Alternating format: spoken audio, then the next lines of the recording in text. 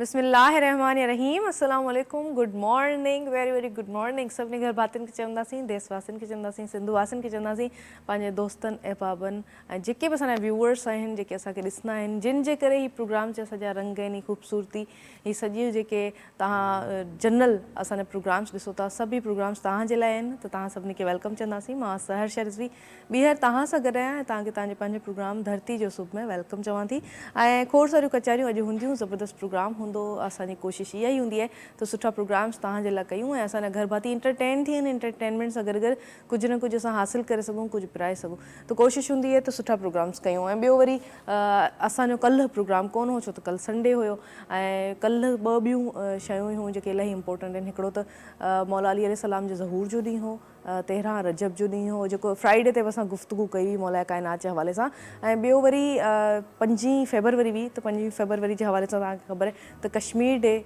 Celebrate कयो वञे थो 5 फेबरवरी ते त कश्मीर डे जे हवाले सां मां चाहियो पियो त थोरो उन्हनि जे हवाले सां ॻाल्हायूं छो त हिकिड़ो सप्रेस थियल पूरी हिकिड़ी क़ौम आहे हिकिड़ा उहे माण्हू जेके इलाही सप्रेस थियल आहिनि ज़ुल्म बरबरीयत जे ख़िलाफ़ु वरी बि आवाज़ु खणनि था वरी बीहनि था त उन्हनि खे असां सैल्यूट कंदासीं उन्हनि खे असां चवंदासीं त असां एप्रिशिएट कंदासीं जनरली मां चवां त असां धरती टेलीविज़न जी तरफ़ां पाकिस्तान जी तरफ़ां सिंध जी तरफ़ां कश्मीरी भेणुनि खे भाइरनि खे असां एप्रिशिएट कंदासीं जेके ज़ुल्म बरबरीअ जे ख़िलाफ़ु उथी बीहनि था जेके ॻाल्हाइनि था ऐं हिमत रखनि था हौसलो रखनि था ग़लति खे ग़लति चवण जो छो त दौरु अहिड़ो आहे मुआशिरो अहिड़ो आहे हिते यज़ीद खे यज़ीद चवणु जेको आहे न उहो वॾी ॻाल्हि आहे छो त तव्हांखे ख़बर आहे त सिस्टम जेको आहे पूरो उहो कीअं आहे कीअं हले थो ऐं कीअं दुश्मनियूं माण्हुनि जूं वधी थियूं वञनि त इन हवाले सां ग़लति खे ग़लति चवनि था ऐं पंहिंजनि माण्हुनि सां गॾु बीठल आहिनि उहे माण्हू पर तकलीफ़ जी ॻाल्हि इहा आहे त अॼु ताईं बि ऑक्यूपाइड आहिनि अॼु ताईं बि पाड़ेसरी मुल्क जेको हुन ते कब्ज़ो करे उन्हनि माण्हुनि ते वेठल आहे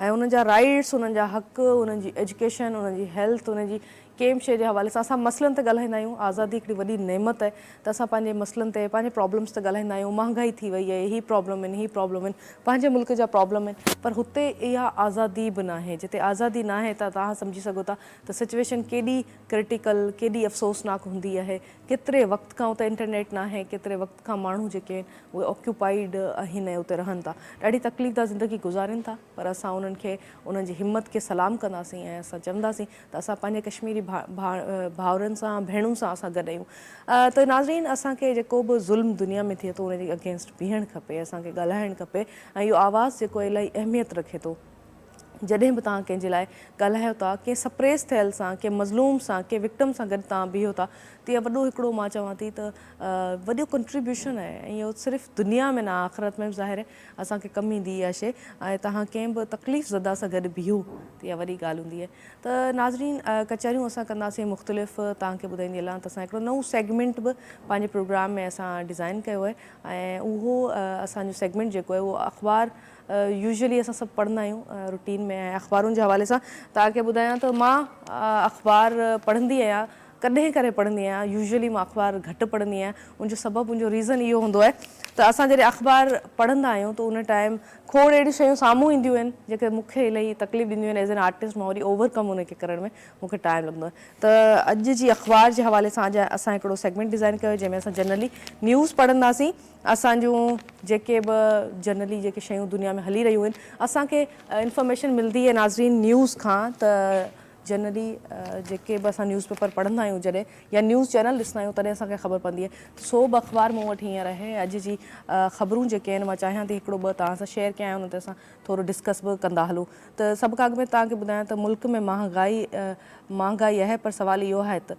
हिन मुल्क में हालात कीअं चेंज थींदा कीअं बदिलबा चूंडुनि खां नथा डिॼूं चूंडुनि में खटे ॿीहर हुकूमत कंदासीं वफ़ाक़ी घरू वज़ीर हाणे हालात अहिड़ा आहिनि त छा कजे इहे ख़बरूं जेके आहिनि मां बि चाहियां पई त असां पढ़ूं ऐं जनरली इन ते असां डिस्कस कयूं ऐं ॿियो वरी प्रोग्राम में कोशिशि आहे त ही सेगमेंट इलाही असां सोचे सम्झी इनखे एड कयो आहे इन प्रोग्राम में छो त असां ॻाल्हि ॿोल कयूं उन्हनि शयुनि जे हवाले सां जेके मुल्क में हलनि थियूं जनरली हूं त खोड़ शयूं हूंदियूं आहिनि जिन ते ॻाल्हाईंदा आहियूं पर कुझु सुर्ख़ियूं असां पढ़ी तव्हां सां शेयर कंदा हलूं त ॿी हिकिड़ी ख़बर आहे ज़ुल्मनि ते दुनिया ख़ामोश आहे कश्मीरियुनि खे आज़ादी ॾियारण लाइ पाकिस्तान खे मुआशी तौरु ताक़तवर करणो पवंदो शहबाज़ शरीफ़ पाकिस्तान जे प्राइम मिनिस्टर इहो चयो आहे त असांखे पाण ताक़तवर थियणो पवंदो, तॾहिं असां कश्मीरी भेणनि सां भाइरनि सां असां गॾु बीह सघंदासीं।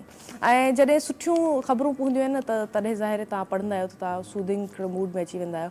शहदाद कोट में इज्तिमाही शादी जी तक़रीब 15 जोड़नि लाऊं लथियूं, त 15 जोड़ा माशाल्लाह सां इहे ख़ुशियुनि जूं ख़बरूं हूंदियूं आहिनि। अख़बार अहिड़ी शइ आहे जंहिंमें ॾुखनि जूं शयूं हूंदियूं आहिनि, ॾुखनि जूं ॻाल्हियूं हूंदियूं आहिनि। मोरे भरिसां पीउ जो कातिल पुटु निकितो, शादी न कराइण तां गोली हणी मारण जो एतिराफ़, केॾी अज़ियत जी ॻाल्हि आहे।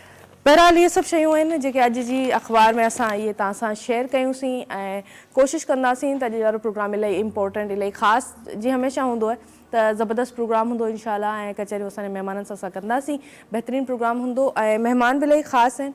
त तव्हां बि अॼु कॉल्स कंदा, प्रोग्राम में शामिलु थींदा, असां स्क्रीन ते असां नंबर बि हलाईंदासीं ऐं मां तव्हां सां गॾु आहियां नाज़रीन। त लाजो भाई बस सां गॾु, लाजो भाई खे वेलकम चवंदासीं। अस्सलाम वालेकुम लाजो भाई, कीअं आहियो? ठीकु आहियो? ख़ुशि आहियो? लाजो भाई मौसम जो हाल अहवाल ॾियो, ख़बरुनि जो हाल अहवाल ॾियो। मौसम कुछ ऐसा है कि अब बेहतर हो गया है।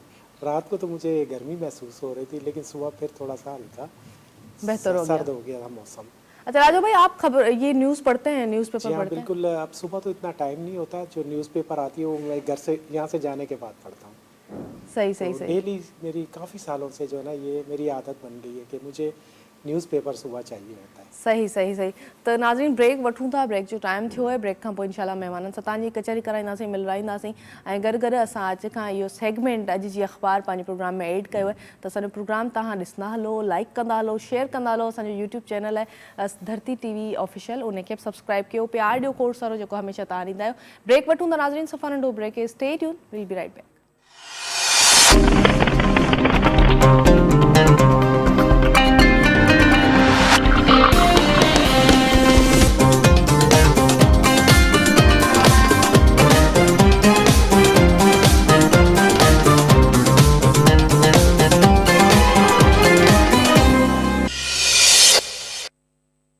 वेलकम बैक वंस अगेन, भलीकार चवंदासीं सभिनी घर बातियुनि खे ऐं बहितरीनु महिमान असांखे हिते जॉइन कयो आहे, इलाही मौज़िज़ महिमान माशाल्लाह सां असांजी धरती जे लाइ जेके बि माण्हू सुठो कमु करे रहिया आहिनि, असां कोशिशि कंदा आहियूं उन्हनि खे एप्रिशिएट कयूं ऐं उन्हनि सां कचहरियूं कयूं। ऐं मूंखे ॾाढी ख़ुशी महसूसु थींदी आहे जॾहिं वेल एजुकेटेड माण्हू सां असां कचहरी करण जो असांखे मौक़ो मिलंदो आहे, या मूंखे स्पेशली मौक़ो मिलंदो आहे। खोड़ शयूं आहिनि जेके असां नयूं सिखंदा आहियूं, नयूं असांखे ख़बर पवंदियूं आहिनि। छो तूं जनरली त असां हर शइ हर ॻाल्हि ते हर टॉपिक ते असां ॻाल्हाए सघूं था, कचहरियूं करे सघूं था, पर जॾहिं को स्पेशलिस्ट अची वेंदो आहे त पोइ उन जी ॻाल्हि करण जो अंदाज़ बि डिफरेंट हूंदो आहे, उन मां different facts, different figures, different शयूं जेके आहिनि तव्हांखे जेके मालूम थींदियूं आहिनि। त तव्हांखे ॿुधायां त इलाही रिस्पेक्टेबल पर्सनैलिटीज़ असांखे हिते जॉइन कयो, उन्हनि खे वेलकम चवंदासीं। माशाल्लाह सां हिकिड़ी शख़्सियत असां सां गॾु मौजूदु आहिनि, असिस्टेंट रजिस्ट्रार्ट आहिनि कॉर्पोरेट डिपार्टमेंट में। हिननि सां इन खां अलावा हिननि PCS कयो आहे 2019 में क्लियर, ऐं इहो बि तव्हांखे ॿुधाईंदी हलां त माशाल्लाह सां बैंकॉक में हिननि हींअर हिकिड़ी ट्रेनिंग कई आहे जेंडर इंक्लूजन जे हवाले सां, त उन जे हवाले सां असां गुफ़्तगू कंदासीं। वुमन एम्पावरमेंट ते ॻाल्हाइणु इलाही ज़रूरी आहे, त वेलकम चवंदासीं रिस्पेक्टेबल शख़्सियत राबिया ख़ान कलोड़ो खे। अस्सलाम वालेकुम। वालेकुम सलाम, कीअं आहियो थैंक यू। राबिया? ठीकु आहियो? बिल्कुल ठीक, बिल्कुल थैंक यू ठीक। सो मच तव्हां सां वटि अॼु मौजूदु आहियो। It's pleasure to be here actually, ऐं तव्हां इलाही डिसेंट, इलाही प्यारा था लॻो। Thank you so much. ऐं नाज़रीन ॿी शख़्सियत, ॿी पर्सनैलिटी जेका असां सां गॾु मौजूदु आहे, हिननि बि माशाल्लाह सां ॾाढो ज़बरदस्त कमु कयो आहे। ऐं उहे माण्हू जेके मां चवां त स्पेशल ॿार जेके आहिनि उन्हनि जी ट्रेनिंग जे हवाले सां हिन जो कमु थियल आहे, त मां हिननि खे उनजे लाइ एप्रिशिएट बि कंदसि ऐं हिननि खे मुबारकूं ॾींदसि, बल्कि त हीउ एॾो सुठो कॉज़, एॾो सुठो कमु जेको करे रहियूं आहिनि। माशाल्लाह सां एजुकेशन साइकोलॉजिस्ट आहिनि ऐं इन खां अलावा ही वुमन एंटरप्रेन्योरशिप जेका आहे उन ते कमु करे रहियूं आहिनि। वर्कशॉप ऐं ट्रेनिंग जेका आहे उहे बि उन ते बि हिननि जो इलाही सुठो कमु थियल आहे। ऐं डिफरेंटली एबल जेके ॿार आहिनि उन्हनि खे बि पढ़ाईंदियूं आहिनि ऐं उन्हनि जी ट्रेनिंग बि कराईंदियूं आहिनि। त वेलकम चवंदासीं रिस्पेक्टेबल शख़्सियत के फ़रियाल आसिफ असां सां गॾु। अस्सलाम वालेकुम। वालेकुम सलाम। कैसी हैं फ़रियाल? ठीक ठाक, आपको भी अल्हम्दुलिल्लाह। वेलकम कहेंगे, बहुत प्यारी लग रही हैं। Thank you so much. और हम वैसे तो जनरली बहुत सारी चीज़ें हैं जिन पे बात करते रहते हैं प्रोग्राम में, और स्पेशली जब आप जैसी ख़वातीन आती हैं तो मुझे बहुत खुशी होती है, मुझे बहुत इंस्पायर करती हैं आप लोग, क्योंकि आप लोग इतना अच्छा काम कर रहे हैं। सबसे पहले तो आपसे पूछूंगी कैसी गुजरी है ज़िंदगी, क्या क्या मसरूफियात हैं आजकल? अल्हम्दुलिल्लाह अच्छा चल रहा है। आजकल मसरूफियात ये होती हैं कि हमारी जो मेरी नई ज्वाइनिंग है, सो हम वहाँ पे ज़्यादा कोशिश करेंगे हम ट्रेनिंग्स एंड वर्कशॉप कराएं। हमारा इदारा जो है एडिफाई वैली इंस्टीट्यूट, वो ONA लेवल्स क्लासेस ऑनलाइन भी दे रहे होते हैं और फिज़िकल भी दे रहे होते हैं। बट हमारी अब कोशिश ये है कि हम थोड़ा सा रिमीडियल क्लासेस की तरफ जाएं। रिमीडियल थेरेपी का मतलब ये होता है कि बच्चे जिनको पढ़ने लिखने में तकलीफ़ हो या कमज़ोरी हो, हम उनको वही सिलेबस थोड़े आसान तरीके में पढ़ा सकें। तो रिमीडियल क्लासेस के ऊपर हम काम करें। और ट्रेनिंग्स एंड वर्कशॉप हमारा फोटे इसलिए है क्योंकि मैं as an educational psychologist believe करती हूँ कि हमें अवेयरनेस क्रिएट करनी है अभी। मज़ीद आगे के टॉपिक पे तो हम बात करेंगे जब उस बेसिक टॉपिक पे अवेयरनेस क्रिएट हो जाएगी। सही, सो हम उस चीज़ पे भी काम कर रहे हैं। ज़बरदस्त। अच्छा राबिया, तव्हां खां पुछंदसि, तव्हां कीअं आहियो, छा मसरूफ़ियात अॼुकल्ह हलनि थियूं?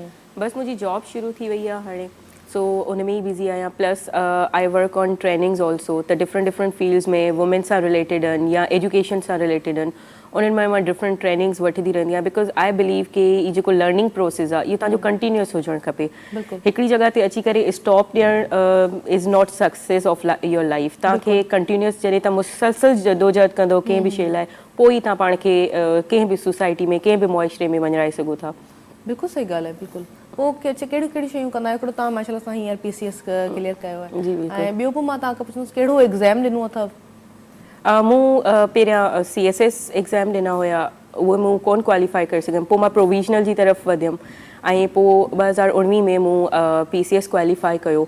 ऐं इन में खोड़ सारा डिफरेंट ग्रुप्स आहिनि जिते अकॉर्डिंग टू मेरिट पोइ कोई बि कैंडिडेट या एस्पिरेंट जेको आहे उते फॉल कंदो आहे एग्ज़ाम क्लियर करण खां पोइ। ज़बरदस्त। ऐं बैंकॉक जी ट्रेनिंग जे हवाले सां असांखे ॿुधायो, कीअं रहियो उहो तजुर्बो ऐं कीअं ट्रेनिंग रही? उहा इलाही बहितरीनु रही आहे। ऐं ट्रेनिंग जी अगरि मां ॻाल्हि कंदमि त अगरि जॾहिं असां जेंडर इंक्लूजन ते ईंदा आहियूं त मां हिकिड़ी शइ जेकी सभ खां वधीक मूंखे जीअं हर्ट बि कयो ऐं जीअं मूंखे इलाही कॉन्शियसनेस बि क्रिएट कई, त असां उन में इलाही पोइते आहियूं। फॉर एग्ज़ाम्पल उहे ॻाल्हाइनि था other than male and female gender inclusion में, कि कहिड़ा ॿिया अहिड़ा आहिनि जेके असां इंक्लूड कयूं, जीअं ट्रांसजेंडर थी विया, उन्हनि जा राइट्स जेके आहिनि, या NIC जी अगरि असां ॻाल्हि कयूं त उन्हनि खे हाणे वञी उहे परमिशन मिलनि थियूं पाकिस्तान में, ऐं हू अञा उन्हनि खे अॻिते जो सोचनि था। असां जेंडर इंक्लूजन में अञा फीमेल खे ई कोन आंदो आहे, अञा फीमेल ई इलाही पोइते आहे जेंडर इंक्लूजन में पाकिस्तान जे हिसाब सां। ऐं मां तव्हांखे थोरो रेशो ॿुधाईंदी हलां त सिर्फ़ु 22% अहिड़ियूं फीमेल आहिनि पाकिस्तान में जेके लेबर फोर्स में आहिनि, जेके फील्ड में वर्क करे रहियूं आहिनि। त सोचो साउथ एशिया में असां सभिनी खां पोइते आहियूं हिन टाइम। सिर्फ़ु 2% औरतूं आहिनि जेके ज़मीन ऑन कनि थियूं, मतिलबु ज़मीनूं जेके आहिनि या असां चऊं जेके उहे यूजुअली मर्द जेके आहिनि ऑन कंदा आहिनि, उन्हनि जा ऑनर हूंदा आहिनि, औरतूं सिर्फ़ु 2% आहिनि पूरे पाकिस्तान में। जॾहिं त इस्लाम में बि असांखे राइट्स ॾिना विया आहिनि ऐं उन्हनि जा इक्वल राइट्स आहिनि, उन हिसाब सां असां 2% त सम्झो असां त इस्लाम जी जेकी फुट स्टेप्स आहिनि उन्हनि खे बि पूरो नथा कयूं। त इहे शयूं जेके आहिनि मूं ॾाढियूं ॾिठियूं। उते जेकी जेंडर इंक्लूजन जे बारे में ॻाल्हाइनि पिया, उहो इलाही एडवांस लेवल हुयो।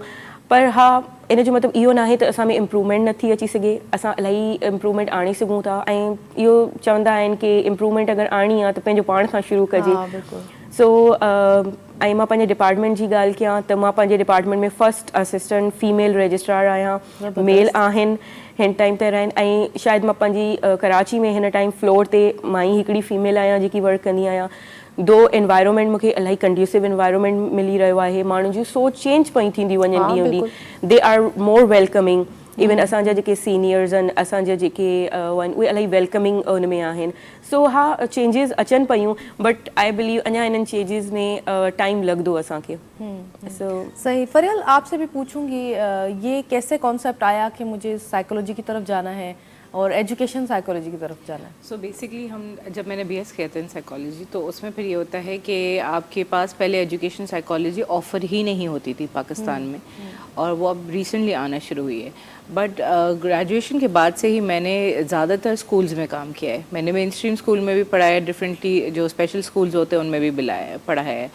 और उसमें मैंने ये देखा है कि हमारा एजुकेशन सिस्टम बहुत स्ट्रॉन्ग है, हमारा करिकुलम बहुत अच्छा बना हुआ है, डिज़ाइन हुआ है, मगर वो अप्लाई कहीं नहीं हो रहा है। और जो डिफरेंस मैंने मेन स्ट्रीम स्कूल, जो नॉर्मल स्कूल्स होते हैं, और स्पेशल स्कूल में देखी, वो ये है कि मेन स्ट्रीम स्कूल में हर बंदा एक दौड़ में है, एक रेस है, ठीक है, चाहे वो टीचर्स हों या बच्चा हो या कोई भी और सब्जेक्ट टीचर हो। आपको कोर्स ख़त्म करना है, आपको बुक ख़त्म करनी है, आपको वर्क बुक ख़त्म करनी है। अच्छा, मेन स्ट्रीम में एक रेस होती है, ठीक है, और उसी वजह से कंपटीशन ज़्यादा होता है। जब हम स्पेशल स्कूल की बात करते हैं तो बच्चों का हमारा बेसिक जो आइडियोलॉजी होती है वो ये होती है कि उनको बुनियादी चीज़ें हम सिखा दें ताकि वो जब बड़े हो जाएं तो वो सोसाइटी में सरवाइव कर सकें। सही, ठीक है, जिसमें इंग्लिश पढ़ना आ जाती है, बेसिकली उर्दू आ जाती है, और मैथ्स की काफ़ी सारी चीज़ें आती है, मनी हैंडलिंग आ गया, टाइम देखना आ गया। क्यों? क्योंकि ये चीज़ें आपकी रोज़मर्रा की एक्टिविटीज़ हैं, बिल्कुल लाइफ का हिस्सा है और आपको उस तरीके से करनी होती हैं। तो उधर वहाँ पे टीचर्स के बाद फ्लेक्सिबिलिटी होती है मेन स्पेशल स्कूल्स में, लेकिन उनके ऊपर जिम्मेदारी भी फिर बहुत होती है, क्योंकि जब बच्चे डिफरेंटली एबल होते हैं तो वो इमोशनली बहुत वाइज होते हैं, बड़े समझदार होते हैं। भले आपके कोलीग्स को नहीं पता चले कि आपका मूड ख़राब है या तबीयत ख़राब है या कुछ है, आपके स्टूडेंट आपको एक नज़र में देख के बता देंगे मिस आई यू ओके, आपकी तबीयत सही है, और फिर वो हमें दोस्तों की तरह भी ट्रीट करते हैं। तो उस वजह से मेरा स्टार्टिंग से ही ताल्लुक़ स्कूल सिस्टम से रहा था, और मुझे ये भी पता है कि हमारी यूनिवर्सिटीज़ से माशाल्लाह से इतने अच्छे क्लिनिकल साइकोलॉजिस्ट पास आउट हो रहे हैं, और वो क्लिनिक्स में हैं, हॉस्पिटल्स में हैं, थेरेपीज़ के लिए अवेलेबल हैं, बट एजुकेशनल साइकोलॉजिस्ट काफ़ी कम है। सो मेरा फिर यही था कि जिस फील्ड में मेरा ऑलरेडी एक्सपीरियंस हो चुका है, मैं अपना इंटरेस्ट उसी में कंटिन्यू करूँ। नहीं सही किया आपने। और स्पेशली लड़कियों पे तो बहुत ज़्यादा पाबंदियां होती हैं, लड़कों पे भी होती हैं आजकल, लेकिन हमें स्पेसिफिकली उसी फील्ड में जाना चाहिए जो हम कर सकते हैं, बिल्कुल, और जो बेहतर कर सकते हैं। बिल्कुल। इसी तरह से आप देखें ना, कनाडा की मैंने उनकी असेंबली की बॉडी जब देखी, वहाँ पे हर मिनिस्टर जो है वो अपनी फील्ड से वाबस्ता है, उसकी एजुकेशन बैकग्राउंड जो है उसी फील्ड से वाबस्ता है। हमारे पास अनफॉर्चुनेटली इतनी ज़्यादा अवेयरनेस में नहीं आई है। यही ॻाल्हि है, तो असां अञा अॻिते हले करे वेंदासीं। असां स्पेसिफिक फील्ड्स ते बि पाबंदी हणंदा आहियूं, त छोकिरियूं आहिनि इन लाइ हिकिड़ियूं ई सर्टेन शयूं आहिनि जिन में उन्हनि खे असां इजाज़त ॾींदा आहियूं वञण जी। छोकिरा वरी उन्हनि ते कमाइण जो भार घणो हूंदो आहे, त उन्हनि खे वरी चवंदा आहियूं त न बाबा हिन पासे वञ ऐं कमा, सुठो आहे। पोइ उनजो आर्टिस्टिक स्किल्स आहिनि या उनजो उहा इंट्रस्ट आहिनि जेके अॼुकल्ह डिफरेंट फील्ड ऑफ एजुकेशन में छोकिरनि खे या ॿारनि खे आहिनि, त पोइ उन्हनि जो उहो लेक थी वेंदो आहे, उहो छॾे ॾींदा आहिनि पंहिंजी स्टडीज़ खे, ऐं पोइ कमाइण जी हिकिड़ी रेस जेका असां चऊं उन रेस में लॻी वेंदा आहिनि। ऐं उहे अख़राजात, उहे ख़र्चा, हींअर असां सोभ जूं हेडलाइंस जेके पढ़ियूं त असांखे ख़बर पए थी त केतिरी महांगाई आहे ऐं केतिरो असां मां चवां त हिकिड़ी रेस में ई लॻल आहियूं सभु। ऐं अनफॉर्चुनेटली जेके अपॉर्चुनिटीज़ आहिनि इलाही घटि आहिनि नौजवाननि में, त अपॉर्चुनिटीज़ हुजणु खपनि। असांजा नौजवान ईअं अॻिते वधंदा ऐं उन्हनि खे पंहिंजूं फील्ड्स चूज़ करणु ॾिनियूं वञनि। जी राबिया हिननि ॻाल्हि कई, फरियाल बिल्कुलु सही ॻाल्हि कई। हिकिड़ी कॉल अटेंड कयूं था, को घर बाती गॾु। हेलो, अस्सलाम वालेकुम। हेलो, हेलो, अस्सलाम वालेकुम। वालेकुम सलाम। केरु ॻाल्हायो था? आदि किथां ॻाल्हायो था? जी जी जी, हाँ फरवा मौला अली बतूल मदद, मौला अली मदद। कीअं आहियो? अल्हम्दुलिल्लाह ठीक ठाक, तव्हां ॿुधायो? किथां ॻाल्हायो था? आदि केरु ॻाल्हायो था? जी हाँ, फरवा बतूल मसियारी खां भेण। कीअं आहियो? ख़ुशि आहियो? प्रोग्राम ॾिसी रहिया आहियो तव्हां? हाँ हाँ बिल्कुलु ॾिसी रहिया आहियूं, तॾहिं त कॉल कई अथऊं। Good, very good. छा चवंदा? तव्हांजो शो तमामु बहितरीन थी रहियो आहे ऐं जे तव्हां त जाम प्यारी लॻी रहियूं आहियो माशाअल्लाह सां। Thank you so much. एॾो प्यार छो कंदा आहियो मूंखे ख़बर न आहे, पर थैंक यू सो मच। न न, तव्हां असांजा आइडियल आहियो सच में। So sweet of U. Energy ॾींदा आहियो ऐं न। तव्हांजा गेस्ट बि तमामु बहितरीन आहिनि, अदी राबिया ऐं अदी फरियाल, उन्हनि खे बि अस्सलाम वालेकुम। वालेकुम सलाम। तव्हां पुछणु चाहींदा कुझु राबिया खां, फरियाल खां? ॿुधनि पियो तव्हांखे, कुझु पुछणु चाहियो? न न, बसि उन्हनि खे अस्सलाम वालेकुम ऐं आली मदद। हीअ तमामु प्यारी लॻी रहियूं आहिनि। बसि तव्हांजो शो ॾिठो थी त रही कोन सघियासीं, तव्हांखे कॉल मिलाए छॾीसीं। सही। तव्हां कंदा छा आहियो पाण? असीं कुझु न, बसि हाणे घर में ई स्टडी फाइनल करे हाणे बसि घर में ई आहियूं। अच्छा अच्छा अच्छा। न न, पंहिंजा स्किल्स जेके आहिनि कमु आणियो। असांखे तव्हां जहिड़ियूं एनर्जेटिक छोकिरियूं जेके आहिनि उनजी ज़रूरत आहे असांजे मुल्क खे। थैंक यू सो मच, तव्हां प्रोग्राम में शामिलु थिया, तव्हां कॉल कई। अॼु त माना ज़बरदस्त सुबुह सुबुह जेका कॉल आहिनि उहा बि हिकिड़ी छोकिरी कई, न त यूजुअली ईअं थींदो आहे छोकिरा घणियूं कॉल्स कंदा आहिनि असांजे प्रोग्राम में, पर तव्हां बि कॉल्स कयो। प्रोग्राम तव्हां सभिनी जो आहे, कचहरियूं असां सां कयो, ऐं जेका बि दिलि जी ॻाल्हि आहे तव्हां करणु चाहियो असां सां मोस्ट वेलकम तव्हां करे सघो था, छो थी सभु रंग तव्हां जे लाइ आहिनि। राबिया, तव्हां खां पुछंदसि त जॾहिं फीडबैक मिलंदी आहे, पहिरियां हिकिड़ो पूरो स्टीरियो टाइप वारो ज़मानो फेस करे असांजो छोकिरियूं अॻिते अचनि थियूं, छा फेस कयो? स्ट्रगल कीअं रहियो आहे स्टडी जो, लाइफ जो?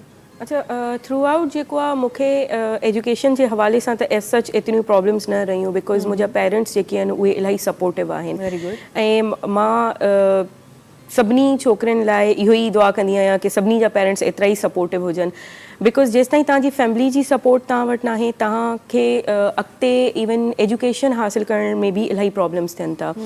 सो मुंहिंजा फादर ई हुया जंहिंखां मूंखे इंस्पिरेशन मिली हुई, छो जो उहे पाण गवर्नमेंट सर्वेंट रहिया आहिनि ऐं 20 ग्रेड में उहे रिटायर थिया आहिनि। त बचपन खां मतिलबु इवन उन एज खां जंहिं एज खां मूंखे ख़बर बि न हूंदी हुई त ही CSS छा आहे या PCS छा आहे, त उन एज खां उहे मूंखे इंस्पायर कंदा रहंदा आहिनि कि गो फॉर इट, तूं करी सघीं थी मतिलबु। ऐं उन्हनि ई मूंखे पुश कयो कि मां आफ्टर माई MBA पोइ मूं इन तरफ़ लाड़ो कयो ऐं उनखां पोइ मूं पंहिंजी प्रॉपर गाइडेंस वरिती ऐं सॼो कयो। त उन्हनि खां ई मूंखे इहा सॼी इंस्पिरेशन मिली ऐं मुंहिंजी फैमिली जेकी आहे उहा थ्रू आउट सपोर्टिव रही आहे। दो मूं चवंदा आहिनि न लाइफ में कुझु तव्हां अहिड़ा फेल्यूअर्स ॾिसंदा आहियो जेके तव्हांखे जंहिंखां पोइ सपोर्ट इलाही ज़रूरी थी वेंदी आहे ऐं उन में थ्रू आउट मुंहिंजी फैमिली मूंखे सपोर्ट कयो। बट हा, बीइंग अ फीमेल बनस्बत छोकिरनि जे असांखे कुझु प्रॉब्लम्स थींदा आहिनि। फॉर एग्ज़ाम्पल जीअं अगरि तव्हांखे पंहिंजे सिटी खां ॿाहिरि वञिणो आहे त उन में बि थोरा फॉर बेटर एजुकेशन या गाइडेंस वठणी आहे तव्हांखे कॉम्पिटेटिव एग्ज़ाम्स जे हवाले सां, त उनमें इलाही सारा प्रॉब्लम्स थींदा आहिनि। त हा, फीमेल्स खे ॿाहिरि कीअं कढूं या उन्हनि खे ॿी जॻह ते अकेलो कीअं मोकिलियूं, नॉट बिकॉज़ ऑफ के उहो ईअं आहे, बट उहो हिकु प्रोटेक्टिव वे में बि थी सघे थो। सो हा, उहे प्रॉब्लम्स थोरियूं घणियूं फेस कयूं मूं, बट जीअं मूं तव्हांखे ॿुधायो मुंहिंजा पेरेंट्स सपोर्टिव हुया त मूंखे एज सच कोई इशू न थियो। ऐं फील्ड जी जेकॾहिं मां ॻाल्हि कयां त जीअं मां पहिरियां बि तव्हांखे ॻाल्हि करे चुकी आहियां कि मां फस्ट फीमेल पंहिंजे डिपार्टमेंट में आहियां इन पोस्ट ते। उनखां पहिरियां रही चुकियूं आहिनि, बट करंटली हिन टाइम काई फीमेल कोन्हे। जेके आहिनि बि त उहे असांजे मतिलबु इंटीरियर जी साइड खैरपुर में वर्क करे रहियूं आहिनि, पर कराची में वर्क करणु ऐं उते वर्क करण जी थोरी जेकी क्राइटेरिया आहे या सिनेरियो आहे उहो डिफरेंट आहे। हिते तव्हांजी डीलिंग जेकी आहे डिफरेंट आहे, उते तव्हांजी डीलिंग थोरी लिमिटेड थी वञे थी। त उन में मूंखे थोरा घणा चैलेंजिस फेस करणा पिया आहिनि बीइंग अ फीमेल। उन्हनि लाइ फील्ड में वञणु मतिलबु हिकिड़ो अगरि छोकिरो आहे त उहो ईज़िली उथी करे फील्ड में वञी सघे थो, बट मुंहिंजे लाइ थोरियूं घणियूं रिजर्वेशन मतिलबु मूं पाण बि रखंदी आहियां बीइंग अ प्रोटेक्शन, ऐं त उहे सॼा प्रॉब्लम्स थींदा आहिनि। बट इन जो मतिलबु इहो बिल्कुलु बि न आहे त फीमेल जेके आहिनि उहे कंहिं बि ॻाल्हि में छोकिरनि खां पोइते आहिनि या उहे कमु नथियूं करे सघनि, बल्कि करे सघंदियूं, वधीक महिनत सां करे सघंदियूं। Exactly. कॉल अटेंड कयूं था, घरवाती को गॾु। हेलो, अस्सलाम वालेकुम। वालेकुम सलाम। अदी छा हाल आहे? कुझु आयो? अल्हम्दुलिल्लाह। दा केरु ॻाल्हायो था, किथां ॻाल्हायो था? अदी आउं सागर मेमण जो ॻाल्हायां, दरगाह लोहारी शरीफ़ ज़िला बदीन मां। सही, कीअं आहियो तव्हां? ख़ुशि आहियो? अल्हम्दुलिल्लाह। अदी तव्हां ॿुधायो कुझु आयो? अल्हम्दुलिल्लाह, असां ख़ुशि आहियूं। प्रोग्राम ॾिसी रहिया आहियो? बिल्कुलु बिल्कुलु, पूरी फैमिली सां गॾु ॾिसी रहिया आहियूं। अदी ज़बरदस्त। छा चवंदा? कुझु पुछणु चाहींदा, कुझु ॻाल्हाइणु चाहींदा? हा, उहो अदी ॿुधाए पई न, नंढड़ी मुंहिंजी खे जेको आहे हींअर माशाल्लाह मैट्रिक में पढ़े पई, उहा चए थी आउं आर्मी जॉइन कयां ऐं उनखे तव्हां दुआ कयो, थोरी सलाह मशवरो ॾियोसि। हा ज़रूरु। न, हींअर त मैट्रिक में पढ़े थी, अॻिते हली अला करे इन क़ाबिल बि हुजे ऐं लाज़मी आहे त हिकिड़ो एजुकेशन जी जेको लाड़ो आहे न ॿारनि जो, उहो डिफरेंट फील्ड्स जे पासे हलियो वेंदो वॾो थियण खां पोइ।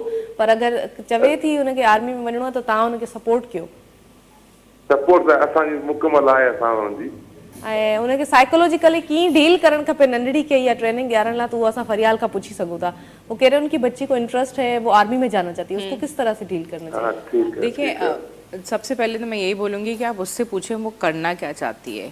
2-3 ऑप्शंस उसके खुद के दिमाग में होंगे, और आर्मी के अलावा नेवी का भी टेस्ट में अपेयर हो सकती है और एयरफोर्स में भी हो सकती है, पाकिस्तान एयरफोर्स में। और इट्स नॉट नेसेसरी कि उसने अगर सिर्फ अभी मैट्रिक किए, इंटर किए, हाँ, तो अभी उसके पास और ऑप्शन है। वो इंटर करेगी तो उसके पास एक और लेवल ऑफिसर की पोस्ट के लिए अप्लाई कर सकती है। बिल्कुल। इवन अगर वो मास्टर्स भी कर लेती है तब भी वो क्वालिफाई कर सकती है air force, navy and army join करने के लिए। हर साल रिक्रूटमेंट आती है, साल में आई थिंक 2 दफ़ा आती हैं। और फीमेल्स को तो अब वो प्रायोरिटी देते हैं कि हम उनको एक अच्छी पोस्ट पे और डेजिग्नेशन पे लगाएं। तो अगर वो किसी रेलिवेंट फील्ड में मास्टर्स भी कर लेती है आगे चल के इंशाल्लाह, तो वो तब भी इन तीनों फोर्सेस में से किसी एक को ज्वाइन कर सकती है। तीनों में अपेयर हो सकती है, ये उसके ऊपर इंटरेस्ट के ऊपर है। तो ये उस तरीके से शी कैन गो फॉरवर्ड, अच्छा रहेगा। ज़बरदस्त। पंहिंजे ॿारनि खे अप्रिशिएट कयो जॾहिं हुननि जो इंट्रस्ट हुजे कंहिं फील्ड में, त तव्हां हुननि खे डील बि ईअं कयो जी को ॿार डॉक्टर थियणु चाहे त हुनखे डॉक्टर साहब चई करे तव्हां अगरि उन सां ॻाल्हाईंदा, उन सां कचहरी कंदा, त यकीनन हुनजो कॉन्फिडेंस लेवल वधंदो। त ॿारनि खे एप्रिशिएट कंदा कयो और ज़बरदस्त थैंक यू सो मच अदा तव्हां कॉल कई प्रोग्राम में तव्हां शामिल थिया सॉन्ग को ॿुधूं उन खां पोइ ॻाल्हि ॿोल खे अॻिते वधायूं लाजो भाई कहिड़ो सॉन्ग ॿुधाई तव्हां खूबसूरत गीत है मेहदी हसन और महनाज का गाया हुआ डुएट है फिल्म बंदिश है ये नदीम और शबनम पे फिल्माया गया था हिकिड़ो लाजो भाई तव्हांजे लाइ ताड़ियूं ऐं ॿियो वरी हिन सॉन्ग जी सिलेक्शन थी करियूं ज़बरदस्त है लाजो भाई ये कितना सॉन्ग तव्हां सूदिंग रोमांटिक सुठा सॉन्ग्स किथां ॻोल्हे था अचो ये असल में ऐसा है कि ये मेलोडी जो सॉन्ग है ना ये मेरे फेवरेट है हाँ। तो मुझसे आप कोई नया गाना पूछेंगी तो वो मुझे बिल्कुल नहीं आएगा हाँ बिल्कुल मुझे भी नहीं आते नए गाने तो ये पुराने और ये जो रोमांटिक हार्ट टचिंग सॉन्ग है ना यही मुझे याद जब भी सुनो सेम फीलिंग होती है जी बिल्कुल बिल्कुल हाँ, अमर गाने ना बिल्कुल ज़बरदस्त राबिया म्यूजिक ॿुधंदा आहियो केतिरो इंट्रस्ट अथव म्यूजिक में हाँ ॿुधंदी आहियां बट मोर देन म्यूज़िक वरी थोरो बुक रीडिंग वग़ैरह तव्हांजो फील्ड हुआ है ना न मूं फील्ड जे हिसाब सां सिर्फ़ु न आहियां पढ़ंदी अलॻि सां बुक्स बि पढ़ंदी अच्छा, आहियां reading जो तव्हांजो शौक़ु हाँ सो बट अॼुकल्ह टाइम जे करे थोरो उनखां अनटच थी विया आहियूं बट ट्राई कंदी आहियां पोइ बि के बुक्स पढ़ंदी रहां सो इहा हैबिट आई थिंक सुठी आहे हा म्यूज़िक बि मूंखे इलाही पसंदि आहे मतिलबु म्यूज़िक बि मां ॿुधंदी रहंदी आहियां टाइम एंड अगेन उन सां बि हिकिड़ो अलॻि कनेक्शन आहे सही परियल आप सुनती हैं म्यूजिक कितना शौक है म्यूज़िक का शौक ऑब्वियसली होता है दिन में कभी कभार आपको सुन लेना चाहिए 2-3 अच्छे सॉन्ग्स जो आपको पसंद है आपको मूड चेंज करते हैं और म्यूज़िक से मेरी तो प्लेलिस्ट अगर मुझसे कोई पूछे तो उसमें बहुत वेरिएशंस है उसमें पाकिस्तानी सॉन्ग्स हैं इंडियन हैं पुराने हैं नए हैं कवालियाँ हैं नुसरत फ़तेह अली ख़ान की और क्या कहते हैं पॉप सॉन्ग्स भी होते हैं के पॉप के सॉन्ग्स भी मैं सुनती हूँ तो वो मेरी बहुत वेरिएशन है सॉन्ग्स म्यूज़िक सिलेक्शन की बट यही बात है कि म्यूज़िक आपको अच्छा लगना चाहिए लिरिक्स फिर भी आपको कभी कभार कुछ लैंग्वेजेस के म्यूज़िक आपको बहुत अच्छा होता है लिरिक्स नहीं समझ आते बट फिर भी वो आप इंजॉय करते हैं उसको बहुत ज़्यादा तो म्यूज़िक में भी इंटरेस्ट है और ट्रैवलिंग में ज़्यादा इंटरेस्ट है मेरा बुक रीडिंग में भी जैसे राबिया ने बोला कि बुक रीडिंग में एक स्पेसिफिक टॉपिक नहीं होता कोई भी अच्छी कंटेंट की बुक होती है तो हम ज़रूर रीड करते हैं सही क्योंकि वो लर्निंग के हिसाब से भी बहुत अच्छी होती है उर्दू इंग्लिश लैंग्वेज की इम्प्रूवमेंट के लिए भी बड़ी अच्छी होती है और फिर कभी कभार वो किसी सर्टेन टॉपिक पे कुछ ज़्यादा इन्फॉर्मेशन भी मिल सकती है बिल्कुल सही बात है आपकी इन्फॉर्मेशन भी मिलती है नाज़रीन ब्रेक वठूं था न्यूज़ ब्रेक कयो न्यूज़ ॾिसो वापसि मोटी अचो वञो केॾा न ॾिसंदा रहिजो धरती टीवी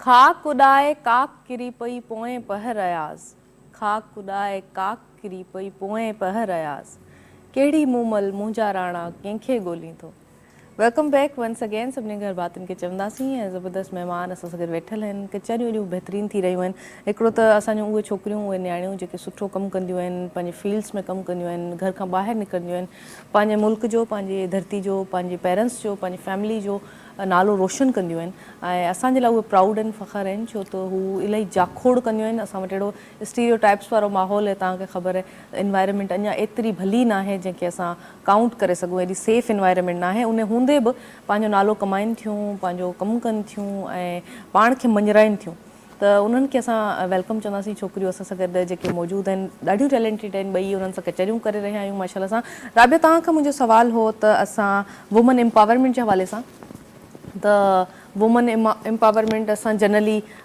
हूं त खोड़ ॻाल्हियूं कंदा आहियूं इन ते NGO बि कमु कंदा आहिनि पर प्रैक्टिकल लाइफ में जेके छोकिरियूं कमु कनि थियूं उहे इलाही इंपॉर्टेंट आहिनि न त तव्हां माशाल्लाह सां CSS कयो वरी तव्हां मायूस कोन थिया आहियो तव्हां वरी ॿियो एग्ज़ाम ॾिनो आहे त छोकिरियूं इलाही सेंसिटिव हूंदियूं आहिनि हिकिड़े दफ़ा एग्ज़ाम ॾियनि मायूस थी वेंदियूं आहिनि अगरि उनमें अचीवमेंट न मिले फेल्यूर बि सक्सेस जो हिसो आहे बिल्कुलु छा चवंदा इन हवाले सां मुंहिंजो त इहो ई बिलीफ आहे कि अगरि तव्हांखे फेल्यूअर्स ॾिसणा पवनि था त तव्हां उन मां मायूस न थियो बल्कि तव्हां पंहिंजी जेके वीकनेसिस आहिनि तव्हां उन्हनि ते कमु कयो ऐं तव्हां उहे फैक्टर्स ॾिसो कि कहिड़ी वजह खां कहिड़ी रीज़न खां तव्हांखे फेल्यूअर जेको आहे थियो आहे उन में ज़रूरु कुझु न कुझु अहिड़ियूं वीकनेसिस हूंदियूं आहिनि ऐं हर इंसान में कुझु स्ट्रेंथ्स बि आहिनि जिते तव्हां वर्क करे पंहिंजी वीकनेसिस खे ओवरकम करे उन्हनि खे स्ट्रेंथ खे उजागर करे तव्हां बेटरमेंट जी तरफ़ वञी सघो था। ऐं आई बिलीव इन में मायूस थियण जी काई ॻाल्हि कोन्हे, बिकॉज़ तव्हां हू स्टोरी त ॿुधी हूंदी जेकी चूटी 1000 बार चढ़ंदी आहे ऐं पोइ बि वरी बट हू पंहिंजी मंज़िल ते पुॼंदी आहे, छो जो हू मुसलसिल जिदोजहद करे रहंदी आहे। बिल्कुलु। त जेको वॾे में वॾो फैक्टर आहे सक्सेस जो, उहो आहे ई कॉन्सिस्टेंसी। जेसिताईं कंहिं बि माण्हू में कॉन्सिस्टेंसी न हूंदी ऐं पोइ कॉन्सिस्टेंसी में तव्हांखे फेल्यूअर्स बि ॾिसणा पवंदा, तव्हांखे कुझु अहिड़ा इशूज़ बि थींदा जेके तव्हांखे शायदि तव्हांखे फील थींदो की बसि हाणे जेको आहे इन खां वधीक नथो थी सघे। ऐं जेसिताईं फीमेल जी सेंसिटिव हुजण जी ॻाल्हि आहे त फीमेल उहे कम बि कया आहिनि जंहिंमें उन्हनि फील्ड्स में बि पाण खे मञायो आहे जेके शायदि नॉर्मली उन्हनि जे लाइ तसवुरु करण बि ॾुखियो थी वेंदो आहे। सो इन में मायूस थियण जी ज़रूरत न आहे। मां सभिनी फीमेल खे इहो ई चवंदमि, उथो ऐं अञा वधीक महिनत कयो, अञा वधीक पाण खे मञायो, बिकॉज़ हिकिड़ो स्टेप तव्हां वधीक खणंदव त उहो तव्हांजी सक्सेस जी तरफ़ ई तव्हांखे खणी वेंदो। सही ॻाल्हि आहे। सो कॉन्सिस्टेंट रहो पंहिंजे कम में ऐं सक्सेस तव्हां ॾे पाण ई हली ईंदी। सही ॻाल्हि आहे। ऐं हिकिड़ी शइ मां मायूस न थियो, वरी ॿी शइ लाइ ट्राई कयो, बिल्कुलु जंहिंजे लाइ तव्हां ठाहिया आहियो। बिल्कुलु बिल्कुलु। ऐं ॾिसो न, महिनत कंहिंजी बि ज़ाया कोन थींदी आहे। ऐं जेकॾहिं तव्हां उन लाइ कंदा था वञो, हा मायूस थियण खां बहितर आहे त तव्हां उन में ॾिसो की तव्हांजी कहिड़ियूं वीकनेसिस हुयूं जंहिंजी वजह खां इहो तव्हांखे फेल्यूअर ॾिसणो पियो आहे। मे बी समटाइम्स ईअं थींदो आहे की तव्हांजी पढ़ाई इनफ न हुई या त टाइम मैनेज न करे सघिया। सो कुझु अहिड़ा फैक्टर्स हूंदा आहिनि, उन्हनि ते फोकस करे कमु कयो ऐं देयर यू आर, पोइ तव्हां उहो कमु करे वेंदो ऐं सक्सेस करियां बि न वेंदी आहे। ऐं मां इहो बिलीव थी रखां, उन खां पोइ अञा वधीक तव्हां उन में प्रीडोमिनेंटली उहा अचीव करण में सक्सेसफुल थी वेंदा आहियो। सो बेटर पंहिंजूं वीकनेसिस खे ॾिसी करे ऐं पोइ अॻिते वधो ऐं मायूस थियण जी उनमें का ज़रूरत ई न आहे। मां हमेशह चवंदी आहियां उहो that sparkle has to be within yourself. तव्हां पंहिंजी ज़ात खां उहा शइ स्टार्ट जॾहिं कयो था न, त उहा इलाही रिमार्केबल तव्हां अचीवमेंट तव्हांखे मिलंदी आहे। डिटर्मिनेशन इलाही इंपॉर्टेंट आहे, इलाही छोकिरियुनि लाइ स्पेशली। त तव्हां जेतिरा डिटरमाइंड हूंदो, जेतिरो तव्हां कमु कंदव ऐं जेतिरो तव्हां कॉन्फिडेंट हूंदव, तव्हां सुठो शयूं जेके आहिनि सुठियूं शयूं अचीव करे सघंदो। ऐं जनरली असां तव्हां खां बि पुछंदासीं, आपसे भी मेरा ये सवाल है कि वुमेन एम्पावरमेंट के हवाले से हम बात करें कि क्या चीज़ें हैं जो हमारी लड़कियों को साइकोलॉजिकली करनी चाहिए, मायूस हो जाती हैं, घर बैठ जाती हैं, छोड़ देती हैं अपना काम, क्या करना चाहिए? अच्छा, बेसिकली अगर इसको मैं स्टार्ट करूँ ना, तो कभी कभार ये होता है कि बच्चे जब बोर्ड के एग्ज़ाम्स दे रहे होते हैं ना, उनके पेपर या तो आउट हो जाते हैं या क्लियर नहीं होते। मैंने बहुत सारे ऐसे स्टूडेंट देखे हैं जो केमिस्ट्री एक पर्टिकुलर टॉपिक में टॉप कर सकते हैं, मगर उनका पेपर लीक हो जाता है। पेपर इन द सेंस कि उनका पेपर बोर्ड में ही चेकिंग के दौरान ही कहीं गुम हो जाता है एक तरीके से, और उस वजह से उनके रिजल्ट पे इफेक्ट होता है। वो उनको इस तरीके से डीमोटिवेट करता है कि वो सप्लीमेंट्री जो हमें पेपर देना होता है वो देने के लिए तैयार ही नहीं होते। इस वजह से बहुत सारे ब्राइट स्टूडेंट्स एजुकेशन कंटिन्यू ही नहीं करते। एक चीज़ ये होती है, एक फैक्टर। और दूसरा ये होता है कि आपको घर से मोटिवेशन की बहुत ज़रूरत होती है, चाहे मेल हो, फीमेल हो, लड़का हो, लड़की हो, छोटा बच्चा हो, किसी भी ग्रेड में हो। हम जो फीडबैक देना होता है ना, उसको हम क्रिटिसाइज करके दे रहे होते हैं ज़्यादातर बच्चों को, जो कि गलत है। नहीं करते, बिल्कुल। एप्रिसिएशन का और फीडबैक देने का तरीक़ेकार अलग है और क्रिटिसाइज करने का तरीक़ेकार अलग है। उसमें आपकी लैंग्वेज, आपकी एक्सप्रेशन, आपके जज्बात, एहसास सब अलग होते हैं। तनकीद बराए इस्लाह होनी चाहिए, तनकीद बराए तनकीद नहीं होनी चाहिए। बिल्कुल। तो वो वहाँ पे इम्प्रूवमेंट आती ही नहीं है, क्योंकि बच्चे हैं अभी भी, राइट। वो दिल पे बात ले लेते हैं, वो मायूस हो जाते हैं, वो डिसअपॉइंटेड हो जाते हैं, डिसहार्टेड हो जाते हैं और आगे कंटिन्यू नहीं करते। तो इसलिए बहुत इम्पॉर्टेंट होता है कि उनको एक तो उनकी इस्लाह की जाए सही से, उनको प्रॉपर तरीके से गाइड किया जाए कि वो किस तरीके से और आगे मज़ीद क्या पढ़ सकते हैं। और ज़रूरी नहीं है कि आपके ऑप्शंस कम हैं। अभी साइंस की फील्ड में इतने ऑप्शंस हैं माशाल्लाह से, कॉमर्स की फील्ड में इतने ऑप्शंस हैं, ह्यूमैनिटीज़ जो आर्ट्स की फील्ड कहलाती है उसमें तो हज़ारों ऑप्शंस हैं, और ऑप्शंस के अंदर मज़ीद ऑप्शंस हैं। आप किस में फ्लरिश कर जाएं, आप में आपकी कौन सी एक्सपर्टीज़ हो, आपका कहाँ इंटरेस्ट हो, यू नेवर नो। दूसरी चीज़ जो मैं हमेशा मशवरा देती हूँ एक किसी भी फीमेल या मेल को मोटिवेट करने के लिए पेरेंट्स को, एक उनके पसंद का स्पोर्ट्स और एक उनकी पसंद की कोई भी एक्टिविटी जो है वो उनकी हॉबी के साथ साथ लेके चलना चाहिए। ज़रूरी नहीं है कि अगर आपने MBA किया है तो आप अकाउंटिंग में ही या बैंक में ही काम करें। अगर आपने MBA किया है तो आप अपने पसंद का प्रोडक्ट बना के उसको बिजनेस भी स्टार्ट कर सकते हैं एक एंटरप्रेन्योर के तौर पे, राइट। अगर एक बच्चा है उसने शायद इंजीनियरिंग की है बट उसको फोटोग्राफी पसंद है, तो यू नेवर नो कि वो फोटोग्राफर बन जाए, हाँ उनकी क्वालिफिकेशन कम नहीं होगी, बट फिर वो अपने इंटरेस्ट के हिसाब से वो उनका आमदनी का ज़रिया बन सकता है। तो वो एक बिल्कुल डिफरेंट चीज़ हो जाती है। तो इसलिए हम पेरेंट्स को ज़्यादातर यही मशवरा देते हैं कि उनका स्किल, उनका हुनर और उनका कोई भी एक स्पोर्ट्स इसलिए क्योंकि कभी कभार आपको स्पोर्ट्स की वजह से बहुत सारे स्कूल्स में स्कॉलरशिप मिलती है, कॉलेजेस में स्कॉलरशिप मिलती है, आप खेल भी सकते हैं, पढ़ भी सकते हैं, आपको यूनिवर्सिटीज़ लेवल पे भी स्कॉलरशिप मिलती है।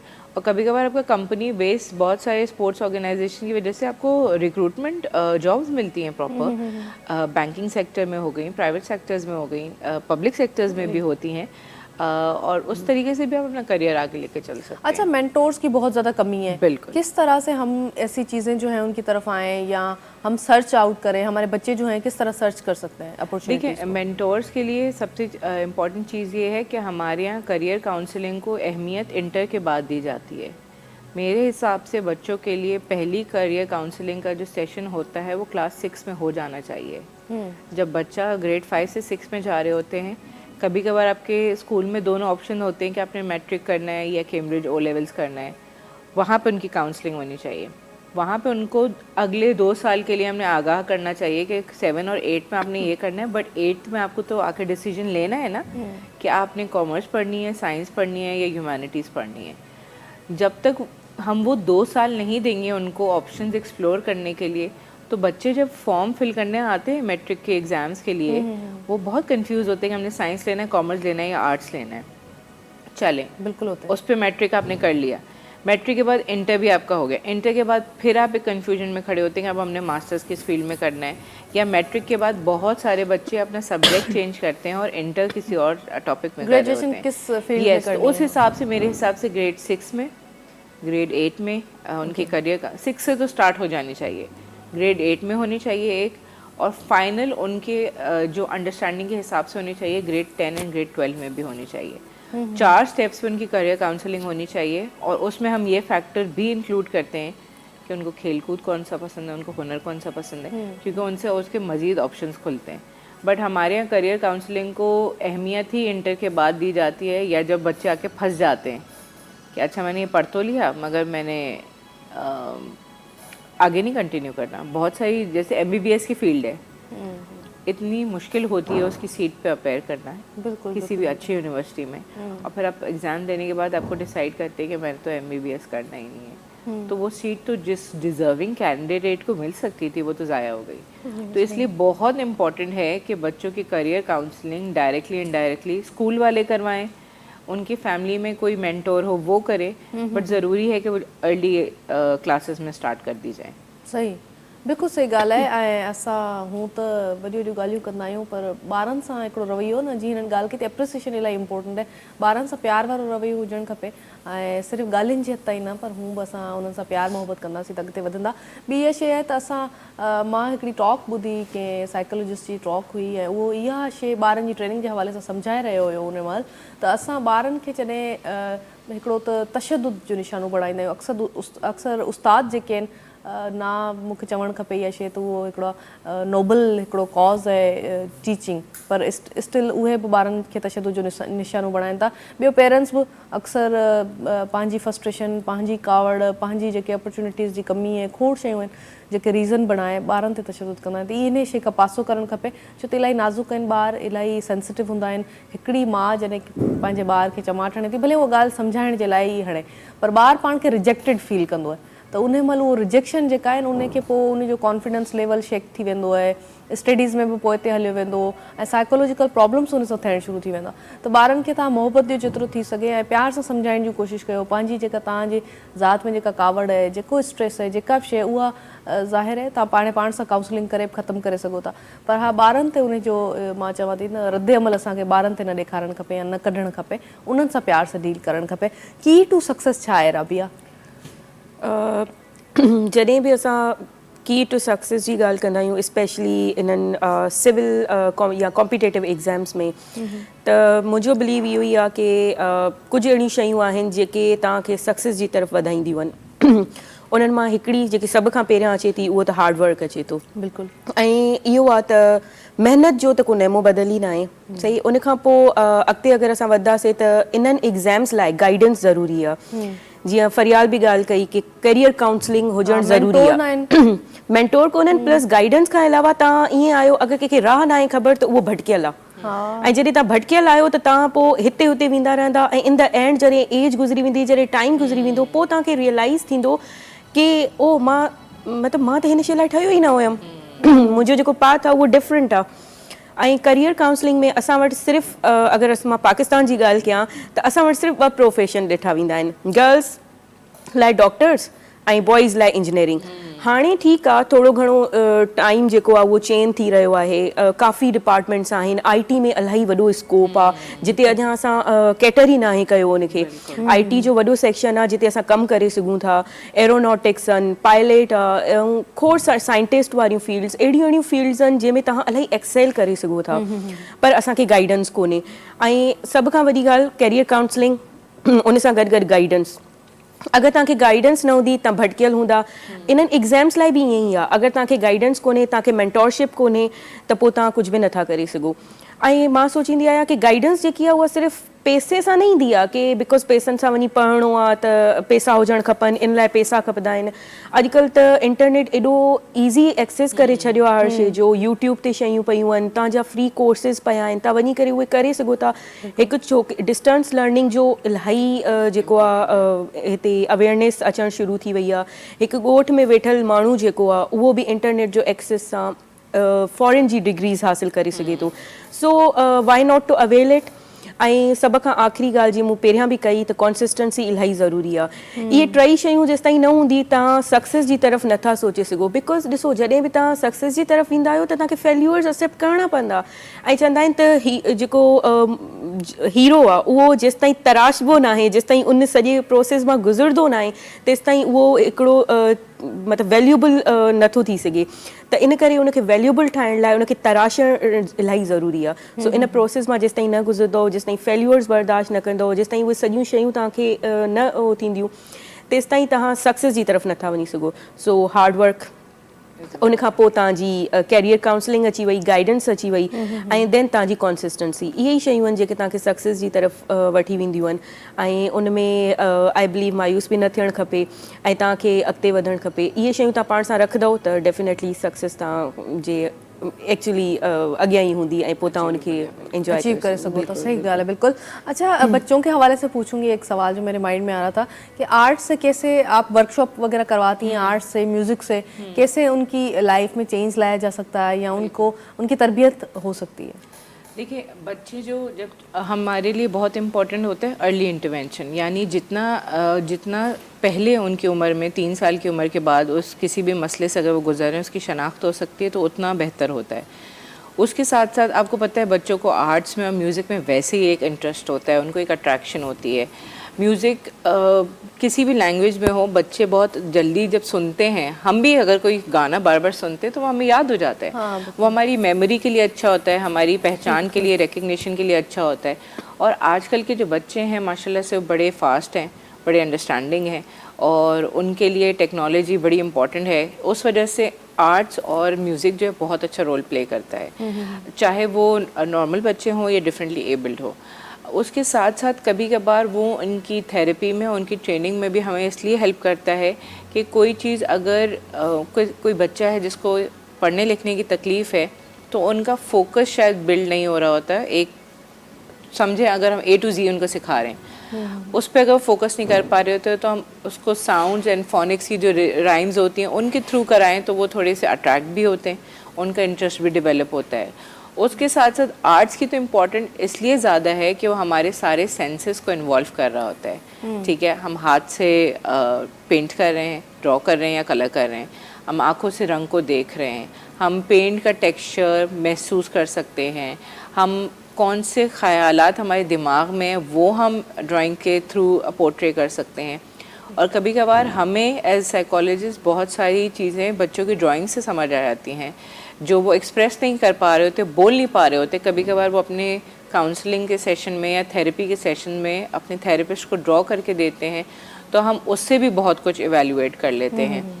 और आजकल स्कूल में आप देख लें एक्टिविटी बेस्ड लर्निंग कितनी इम्पोर्टेंट है। बिल्कुल और स्टेम्स लर्निंग या एक्टिविटी बेस्ड लर्निंग जो आजकल यूज़ हो रही है उसमें arts technology, science and music बहुत अच्छा रोल प्ले करता है।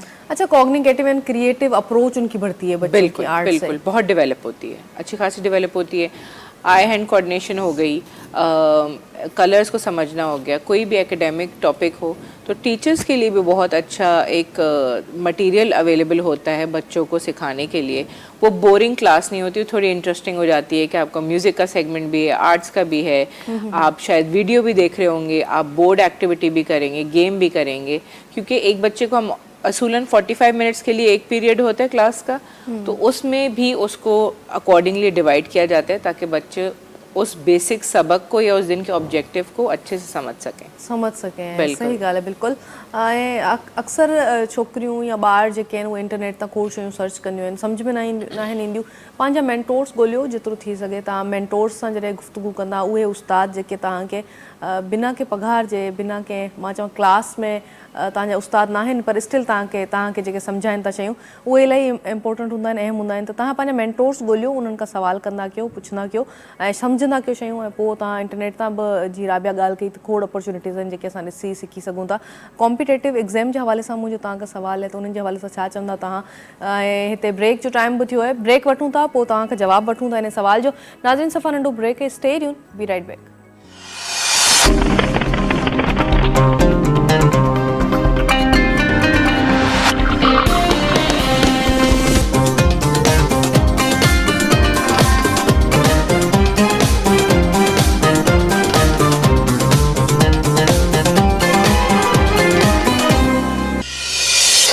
Welcome back once again. सभिनी घर बातनि खे चवंदासीं ऐं ज़बरदस्त कचहरियूं हली रहियूं आहिनि। ॿारनि जी तरबियत इलाही इंपॉर्टेंट आहे, उन जे हवाले सां ॻाल्हि ॿोल हली रही आहे, उन्हनि जी साइकोलॉजी जे हवाले सां। ऐं ॿियो वरी कीअं असांखे डिफरेंट एग्ज़ाम्स में अपीयर थियणु खपे, या असांजा जेके नौजवान आहिनि उन्हनि जी ट्रेनिंग कीअं हुजणु खपे। त उहो बसि राबिया खां मां सवाल कयो त कॉम्पिटेटिव एग्ज़ाम्स त इलाही हूंदा आहिनि, कहिड़ा एग्ज़ाम्स आहिनि जेके नौजवान अपीयर जिन में थी सघनि था ऐं सक्सेस हासिलु करे सघनि था?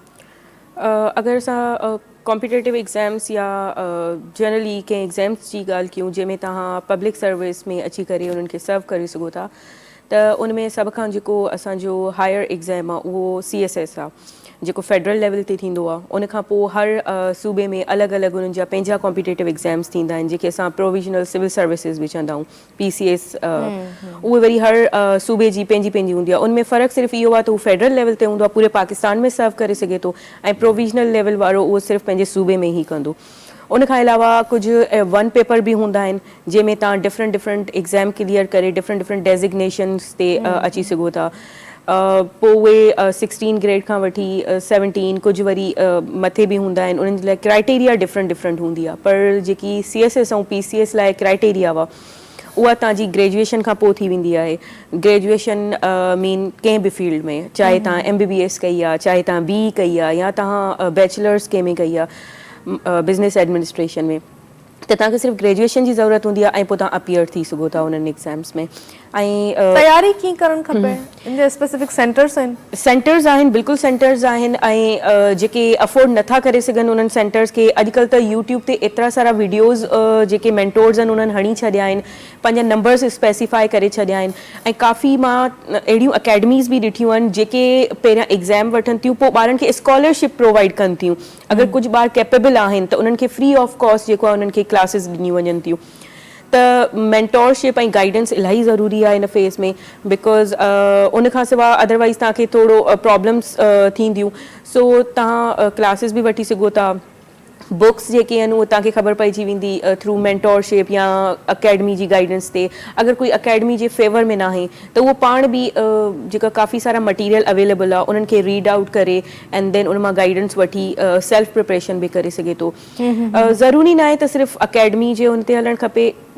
हर ॿार जो, हर कैंडिडेट जो, हर एस्पिरेंट जो जेको आहे वे ऑफ लर्निंग उनजो पंहिंजो हूंदो आहे। के सेल्फ स्टडी ते बिलीव कंदा आहिनि ऐं कंहिंखे मेंटोरशिप जी ज़रूरत हूंदी आहे। सो बाय एनी मीन्स उहे अचीव करे सघनि था ऐं उन्हनि खे पोइ गाइडेंस बि मिली वेंदी, उन्हनि खे ख़बर पइजी वेंदी कि कहिड़ा सब्जेक्ट्स आहिनि जिते उन्हनि खे कमु करणु खपे रिलेटेड टू देयर फील्ड, या कुझु अहिड़ा हूंदा आहिनि जंहिंमें हू बेस्ट करे सघनि था, उहे पोइ सब्जेक्ट सिलेक्शन थींदी आहे। देन पोइ वरी तव्हांजा एग्ज़ाम्स के तव्हां कहिड़े एग्ज़ाम्स ताईं करे सघो था, तव्हांजी बैकग्राउंड एजुकेशन ते बि इलाही डिपेंड करे थियूं उहे सॼी शयूं। सो थ्रू गाइडेंस ऐं मेंटोरशिप तव्हां ईज़िली उनखे इजीली करे सघो था। न त एक्सेस ऑफ नॉलेज आहे न, तव्हां इंटरनेट यूज़ कयो त केतिरी नॉलेज आहे, केतिरियूं शयूं आहिनि जेके एक्सेस आहे जिन जो इलाही घणो। किताब असां वटि खोड़ आहिनि पर ख़बर न आहे त कहिड़ी शइ स्पेसिफिकली पढ़णु खपे। ऐं कुझु ट्रिक्स हूंदा आहिनि स्टडीज़ में, अहिड़ा एग्ज़ाम्स ॾियण में स्टडी जा कुझु ट्रिक्स हूंदा आहिनि जेके स्पेसिफिकली फॉलो करे पोइ तव्हां सक्सेस हासिल करे सघो था। बिल्कुलु देयर इज़ अ वर्ड जेके एक्चुअली एस्पिरेंट्स यूज़ कंदा आहिनि, smart work. Smart work mean उहे शयूं स्पेसिफाई करणु त एग्ज़ामिनर छा थो पुछे ऐं तव्हां उनखे कीअं आंसर कयो था। अच्छा, जेको वॾे में वॾो प्रॉब्लम असां हिते फेस कंदा आहियूं न, स्पेशली सिंध में जेको वॾे में वॾो प्रॉब्लम फेस कयो वञे थो उहो आहे असांजी जेकी क्रिटिकल एनालिसिस आहे उहा एतिरी स्ट्रॉन्ग न आहे। असां जेको बि कमु कंदा आहियूं उनखे जस्ट रीड करे उनखे उन हद ताईं रखंदा आहियूं। जेसिताईं असांजी अप्रोच जेकी आहे इहा बुकिश खां चेंज थी करे हिकु क्रिटिकल एनालिसिस ते न ईंदी तेसिताईं असां उन में एक्सेल नथा करे सघूं। सो इन्हनि सभिनी शयुनि लाइ असांखे स्पेसिफिक रहणु इलाही ज़रूरी आहे। अगरि एग्ज़ामिनर क्वेश्चन पुछे थो हिकिड़ी पर्टिकुलर शइ जो त असांखे उन सां पर्टिकुलर आंसर करणो पवंदो। असां घुमाए फिराए जवाब न ॾियो। एग्ज़ैक्टली जंहिंजी वजह खां असां लेक कयूं था उहे इहे ई रीज़न हूंदा आहिनि। Plus smart study, time management, इहे सॼियूं ट्रिक्स जेके आहिनि जेसिताईं तव्हां में न हूंदियूं तव्हां उहे एग्ज़ाम नथा करे सघो। प्लस सब्जेक्ट जी सिलेक्शन थी वई, छो जो उन में काफ़ी सारा अहिड़ा सब्जेक्ट्स आहिनि जिते शायदि तव्हां कॾहिं कॾहिं ईअं हूंदो आहे कि फॉर एग्ज़ाम्पल अगरि मां MBA मां आई आहियां, ज़रूरी न आहे त मां MBA जे सब्जेक्ट्स में एक्सेल करे सघां थी। कुझु ॿिया बि अहिड़ियूं फील्ड्स हूंदियूं जंहिं सब्जेक्ट्स में मां बेटर परफॉर्म करे सघां थी। त सब्जेक्ट सिलेक्शन, तव्हांखे केतिरो टाइम खपे, प्लस तव्हांजी इंग्लिश जेके इन्हनि एग्ज़ाम्स लाइ हिकिड़ी ज़रूरी न आहे त तव्हांजी इंग्लिश कोई एॾी हाईफाई हुजे, but right English, right usage of English जेको आहे उहो इलाही ज़रूरी आहे इन्हनि एग्ज़ाम्स लाइ। बेसिक्स बेसिकली उहे सभु अचणु खपनि। बिल्कुलु बेसिक अचणु खपे, पर बेसिक में बि घणी वर्बोसिटी न थी वञे। ईअं न त इलाही सारा वर्ड्स यादि करे छॾिया ऐं तव्हां फिट इन करे छॾिया, बसि हिकिड़ो राइट यूज़ेज जेको आहे उहो हुजणु खपे ज़रूरी। ॻोठ जा अॼुकल्ह त तव्हां ॾिसंदा हूंदा त की ॻोठ जा ॿार बि जेको आहे CSS करे वञनि था, उहे बि अचीव था करे वञनि। सिर्फ़ु उहे ई त कनि था, ज़्यादातर उहे ई त उन्हनि जो रेशो हूंदो आहे। त उहो छा आहे, बसि राइट यूज़ेज हुजणु खपे। इहे 2-3 शयूं अगरि तव्हां रखी वठंदा त तव्हां ऑब्वियसली उन्हनि खे अचीव करे सघो था। इहे ई ट्रिक्स आहिनि। स्मार्ट स्टडी कयो ऐं उन खां पोइ तव्हां टाइम मैनेज कयो, सब्जेक्ट जी सिलेक्शन ईअं हुजणु खपे। इन्हनि सभिनी खे फॉलो करे तव्हां उनखे अचीव करे सघो था ईज़िली। पर मां हिकिड़ी शइ हिन में ऐड कंदसि, तव्हांजी ॻाल्हि बिल्कुलु ठीकु आहे। असां हेॾा एग्ज़ाम्स ॾेई जॾहिं असांजा नौजवान पास आउट थी करे ॿाहिरि अचनि था, उन्हनि खे सर्विसिस मिलनि थियूं, उन्हनि खे अपॉर्चुनिटीज़ मिलनि थियूं, महिनत करे पंहिंजी जॾहिं हिकिड़े मक़ाम ताईं पहुचनि था त पोइ उन्हनि खे मां सम्झां थी त उन्हनि खे महिनत सां कमु करणु खपे, ॿियो ईमानदारी सां कमु करणु खपे। किथे बि तव्हांखे मौक़िया खोड़ मिलंदा आहिनि करप्शन जा, ॿियूं शयूं करण जा, पर असांखे वरी हिकिड़ो हूंदो आहे न परे जो सोचणु खपे। त परे जी शइ उहा ई हूंदी आहे त तव्हां कमु त कयो था पर ईमानदारी सां कमु कयो ऐं जिथे बि तव्हांखे तव्हांजी रिस्पॉन्सिबिलिटीज़ आहिनि उहे सही तरीक़े सां अदा कयो। न त अपॉर्चुनिटीज़ त खोड़ मिलंदियूं आहिनि पर उन्हनि खे मुंहिंजे ख़्याल सां इग्नोर करे अॻिते वधी करे तव्हांखे ईमानदारी जेका आहे उनखे सभ खां अॻु में रखणु खपे, छो त एतिरी महिनत तव्हां कयो था, उहा महिनत वरी सॼी ज़ाया थी वञे। आपसे पूछूंगी, ट्रैवल आप खुद भी करती हैं, बच्चों को भी हम लोग सिखाते हैं ट्रैवल करना चाहिए, क्या उसके असरात होते हैं साइकोलॉजी पे एक बच्चे के? देखिए, आजकल के दौर में एक अभी जो ट्रेंड आ रहा है पाकिस्तान में वो ये है कि मदर्स अपने छोटे बच्चों को लेकर ट्रैवल करती हैं, क्योंकि जो वालिदैन होते हैं सबसे ज़्यादा कंसर्न ये होते हैं कि हमारे बच्चे भी बहुत छोटे हैं, 3 साल के भी नहीं हुए, 5 साल के भी नहीं, हम इनको लेकर ट्रैवल करें कि नहीं करें। मैं ऐसी बहुत सारी टैलेंटेड ख़वातीन को जानती हूँ या फैमिलीज़ को जानती हूँ जिनको वैसे ही एडवेंचर और ट्रैवलिंग का शौक़ होता है और वो अब अपने छोटे से छोटे बच्चों को लेकर जा रहे होते हैं और मैं बड़ा प्राउड फील करती हूँ। अभी रिसेंटली मेरी एक बहुत अच्छी फ्रेंड है, वो अपने I think 6 month old baby को लेके गई है ट्रैवल करने, जबकि ठंड में गई है। हम ज़्यादातर लोग समर वेकेशंस को प्रेफर करते हैं, वो विंटर वेकेशन में गई, बट उसने भी एंजॉय किया, पूरी फैमिली ने एंजॉय किया और बच्चों को अडेप्टेबिलिटी, एनवायरनमेंट में एडजस्ट होने का मौका मिलता है। एक बच्चा जब कराची से बाहर निकलता है ना, कराची में बड़ा स्टेबल मौसम होता है, हम तकरीबन बहुत रेयरली मौसम जो है उनसे गुजरते हैं, बट बाकी प्रोविंसेस या हमारे शहरों में तो सारों 4 मौसम परफेक्ट तरीके से आते हैं और वो एक इंसान की, बच्चों की सेहत पे किस तरीके से अफेक्ट करता है, लोगों की सेहत पे किस तरीके से अफेक्ट करता है, जब तक हम सफ़र नहीं करते हमें उसका आइडिया भी नहीं होता सही कि हमें वहाँ जाके कितनी ठंड लगेगी। हो सकता है हमें ठंड की जगह हमें गर्मी लगे, और वहाँ हम बारिश में हमारी तबीयत सही रहेगी कि नहीं रहेगी। तो हमारी बॉडी भी अडेप्ट कर रही होती है सारी चीज़ों को। तो बहुत इम्पोर्टेंट इसलिए होता है क्योंकि फ्रेश एयर है, ताज़ी हवा है, आप बहुत सारी चीज़ें आँखों से देख सकते हैं, सुनते हैं, महसूस करते हैं। यहाँ पे जो हमारी रोज़मर्रा की अफरा तफरी होती है ज़िंदगी की, वहाँ पे बहुत अलग माहौल होता है। वहाँ पे आप छोटे बच्चों के अगर हिसाब से आप देखें या किसी भी बच्चे के हिसाब से देखें, वहाँ जानवर बहुत सारे होते हैं, कैटल्स होते हैं, चाहे फार्म पे हो। फिर फ़िश फार्म्स हमारे यहाँ बहुत सारे नॉर्दर्न एरियाज़ में, कि फ़िशिंग कैसे की जाती है, फ़िशेस को कैसे पाला जाता है, कैसे रखा जाता है। उसके साथ साथ फिर आबो हवा इतनी साफ़ होती है, पानी इतना बेहतरीन होता है, और वहाँ पे जो भी चीज़ बन रही होती है आपके सामने बहुत ताज़ा बन रही होती है। तो वो आपकी ओवरऑल हेल्थ पे बहुत अच्छा इफेक्ट करता है, आपकी पूरी सेहत पे। फिर आप बहुत सुकून महसूस करते हैं दिमागी तौर पे। वो शोर शराबा नहीं है, आलूदगी नहीं होती, ताज़ी हवा होती है, अच्छा पानी होता है, अच्छी खुराक आप खा रहे होते हैं। तो अगर आप 10 दिन का भी एक ट्रिप करके आते हैं तो वो आपकी मेंटल हेल्थ एटलीस्ट अगले 3 महीने तक आपको बड़ा सुकून में रखता है। और ऑब्वियस सी बात है, आप क्वालिटी टाइम स्पेंड कर रहे होते हैं अपने घर वालों के साथ तो सब, या दोस्तों के साथ तो सबसे बेहतरीन रहता है। बेहतरीन है बिल्कुल। लेकिन हमारे पास एक और चीज़ भी है ना, कराची के अक्सर या शहरों में रहने वाले जो बच्चे हैं उनको अगर हम गांव देहात ले जाते हैं तो वो फिर उससे बैलेंस नहीं कर पाते अपनी जो उनकी आदतें हैं उनको। और खाने पीने में भी बच्चे, आपको पता है आजकल कितने सिलेक्टिव हो गए हैं कि मुझे फास्ट फूड ही खाना, यही चीज़ स्पेसिफिकली खानी है, और रोटी और सालन इस तरफ तो आते ही नहीं है उनको, फास्ट फूड ही जो है वो अच्छा लगता है। तो इस हवाले से क्या कहेंगे, उनको कैसे ट्रेन करना चाहिए, उनको आदत कैसे डालें हम डिफरेंट माहौल की? देखिए, डिफरेंट माहौल के लिए कोई भी बच्चा, चाहे वो नॉर्मल हो या डिफरेंटली एबल हो, उनको पहले से आगाह करना ज़रूरी है। ठीक है, अगर आप 1 हफ्ते बाद छुट्टी पे जा रहे हैं, नानी के घर जा रहे हैं, किसी इवेंट में जाना है, किसी दावत में जाना है, किसी की शादी आ रही है फैमिली में, एक बच्चे को आपको एटलीस्ट 15 डेज नोटिस देना ज़रूरी है, चाहे वो कितना भी छोटा क्यों ना हो। इवन अगर 2 साल इंटरेस्ट भी बढ़ाएं बात, बिल्कुल, इवन अगर 2 साल का भी बच्चा है ना, उसको आपको बताना है हमने यहाँ जाना है, हम ये करेंगे, you will be a good boy, हम ये देखेंगे, वो आपसे मिलने आएंगे, आप परेशान नहीं होइएगा। कितना भी छोटा बच्चा हो उसको हमें ट्रेनिंग देनी है, बता के, बहुत प्यार मोहब्बत से, कि हम ये चीज़ करने वाले हैं। क्योंकि बच्चों के लिए चेंज, एक सडन बदलाव जो होता है, वो उनके लिए अडेप्ट करना थोड़ा मुश्किल हो जाता है। उनको नहीं पता वो उस चीज़ को कैसे रिएक्ट करेंगे। ये सिर्फ ट्रैवलिंग में नहीं है, स्कूल चेंज कर रहे हैं तब है, शहर में अगर आप मूव कर रहे हैं तब है, आप अगर एक नेबरहुड से दूसरे नेबरहुड में मूव कर रहे हैं तब है। आप एक 10 साल के छोटे बच्चे से तो तवक्को मत रखिएगा कि वो फौरन एडजस्ट हो जाएगा, नहीं। चले टीनेज में जब आते हैं बच्चे 12-13 साल के हो जाते हैं, फिर भी वो समझ लेते हैं, तब भी उन बच्चों को भी टाइम लगता है। बट हमारे यहाँ यही कहा जाता है कि अगर एक बच्चे को किसी भी नए रूटीन में आप डाल रहे हैं तो उसको आप थोड़ा थोड़ा करके उस बारे में बताना शुरू करें। हो सकता है उस बच्चे की एक्साइटमेंट क्रिएट हो सकता है उसकी क्यूरियोसिटी क्रिएट हो कि अच्छा, हम ये जो पहाड़ मैं बुक्स में देखता हूँ, ये मुझे देखने को मिलेंगे, वहाँ पे क्या क्या होगा, दरिया बह रहा होगा, जानवर होंगे वहाँ पे, छोटे छोटे घर बने हुए होंगे, पहाड़ों पे बर्फ़ होगी। वो चीज़ जो बच्चा एक दफ़ा सुनता है स्टोरी के तौर पे, अगर आप उनको समझाते हैं और फिर वो देखते हैं तो वो उनके लिए बहुत अच्छा रहता है। पर वो यही तरीक़ेकार है कि आप उनको आहिस्ता आहिस्ता बताना शुरू करें कि हम इंटरेस्ट डेवलप करें। यही चीज़, अगर मैं एक चीज़ और ऐड करूं, यही चीज़ तब होता है जब एक बच्चे के घर में नया सिबलिंग आने वाला हो, नया बहन भाई आने वाला हो कोई, तब भी उनको बताना चाहिए कि आप बड़े भाई बनने वाले हैं, आप बड़ी बहन बनने वाले हैं। उससे भी उनका इंटरेस्ट जो है डेवलप होता है, उनको इंतज़ार भी रहता है और वो अच्छे बहन भाई साबित होते हैं।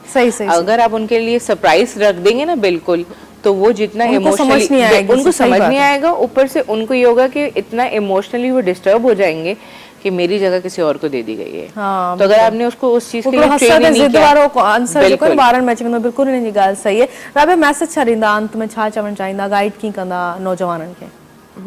मां लास्ट में बस इहो ई मैसेज ॾियणु चाहियां थी त छोकिरियूं जेके आहिनि स्पेशली असांजे पाकिस्तान जूं सिंध जूं उहे अॻिते वधनि अगरि उन्हनि खे कंहिं बि फील्ड में शौक़ु आहे पंहिंजी एनालिसिस कनि कि उहे कहिड़ी साइड बेस्ट परफॉर्म करे सघनि थियूं ऐं उन सां ई उहे उथी करे वधीक महिनत कनि ऐं अगरि उन्हनि जे पेरेंट्स जी सपोर्ट नाहे त उन्हनि खे सम्झाइनि उन्हनि खे पंहिंजे कॉन्फिडेंस में वठनि ऐं पेरेंट्स खे बि मां इहो ई चवणु चाहींदमि कि पंहिंजी नियाणियुनि खे सपोर्ट कयो ऐं वधि में वधि उन्हनि खे तव्हांजी ज़रूरत आहे ऐं इन सां न सिर्फ़ु चवंदा आहिनि त अगरि हिकिड़े छोकिरे खे अगरि एजुकेशन ॾिनी वेंदी आहे त सम्झो हिकिड़े मर्द जी जेकी एजुकेशन आहे उहा हिकिड़े फ़र्द जी एजुकेशन आहे पर जॾहिं हिकिड़ी औरत एजुकेट थींदी आहे त पूरी क़ौम जेके आहिनि उहे एजुकेट थींदियूं आहिनि सो इन करे जेतिरियूं वधीक औरतूं ईंदियूं फील्ड में ओतिरो वधीक असांजी पाकिस्तान में बेटरमेंट ईंदी। सही। फरियाल, क्या मैसेज देंगे आप व्यूअर्स को, क्या कहना चाहेंगे? मेरे हिसाब से तो लोगों को अपना ख्याल रखना चाहिए, अपनी सेहत का ख्याल रखें, अपने आसपास के लोगों के ऊपर ध्यान दें। हो सकता है कोई किसी मसले से दो चार हो, किसी प्रॉब्लम से गुजर रहा हो, और कभी कभार किसी की बात सुनना, समझना और सिर्फ सुनना भी काफ़ी होता है। और आजकल के दौर में बहुत ज़रूरी है कि आप एक दूसरे का मेंटल हेल्थ का, अपनी इमोशनल हेल्थ का ख्याल रखें, क्योंकि उसी तरीके से आप अपनी डेली रूटीन में अपने रोज़मर्रा के माहौल में एडजस्ट कर सकते हैं और अच्छे से सर्वाइव भी कर सकते हैं। ज़बरदस्त, बहुत बहुत मशकूर हैं, बहुत बहुत शुक्रिया, आपने हमें टाइम दिया। Thank you so much Rabia, तव्हां असां वटि आया हो, असांखे इलाही ख़ुशी महसूस थी। मूंखे इलाही मां औरतूं तव्हां जहिड़ियूं जॾहिं फील्ड्स में ॾिसंदी आहियां, मुख़्तलिफ़ कमु कंदी आहिनि, मूंखे इलाही इंस्पायर कंदी हुयो तव्हां। थैंक यू सो मच, तव्हां असांखे टाइम ॾिनो। ऐं नाज़रीन, हिते मोकिलायूं था, इंशाल्लाह सुभाणे ॿीहर मुलाक़ात थींदी नवनि रंगनि सां, नवनि कचहरियुनि सां, नवनि चेहरनि सां तव्हांजे साम्हूं हाज़िर थींदासीं। हिते मूंखे मुंहिंजी सॼी सत खे टीम खे ॾींदा इजाज़त। एंड असां लाजो भाई जे सॉन्ग ते कंदासीं। लाजो भाई जो सॉन्ग जेको आहे तव्हां सभिनी खे डेडिकेट कंदासीं, घर भातियुनि खे। मूंखे हिते इजाज़त ॾियो, लावाई।